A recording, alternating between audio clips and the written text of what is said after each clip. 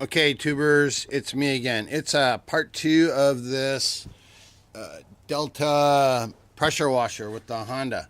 So, if you remember at the end of part one, I said we're going to take and double check and make sure that it's not the seal from up on top that's causing the oil leak. So, good news is it's not, and I'm going to show you here in a second. But here's what I did find. So I'm going to get you a little bit of focus, and I'm going to try to get my hands to lock up. Well, first of all, watch this flywheel while I'm spinning it around, and notice like right there at the very bottom of the coil. You see that? You see like where it's been touching? Keeps coming around, it goes away, goes away, goes away, and it's starting to come back right there. Keep coming, keep coming. You can see like now it's dragging even a little bit more. I'm assuming that that's going to be on the thrust side of the power stroke. Here we go. We're coming around. There's a magnetic pickup. You can see the little rust spots from where it was parked. It was probably like that.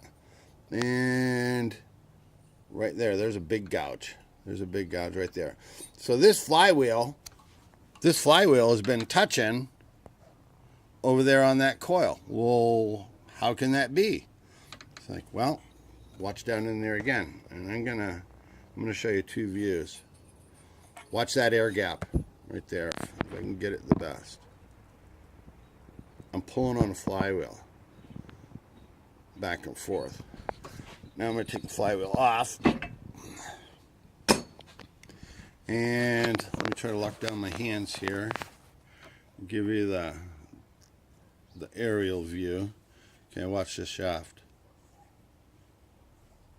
The movement down there by the seal, you can see it.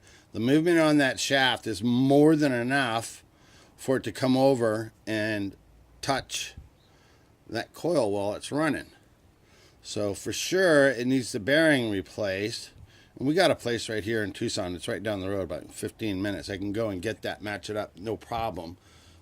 It's a matter of spending a few bucks on this thing. But so like here's the deal. I'm going to go and like fix that bearing, or just leave it the way it is right now, because it's not leaking out of there. But I would hate to take and send this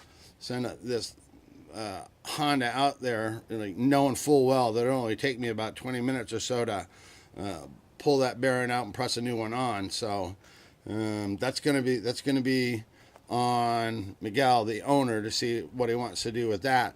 And then here's the other thing that I found while I was screwing around. Let me take and put the flywheel back on and get it to line up.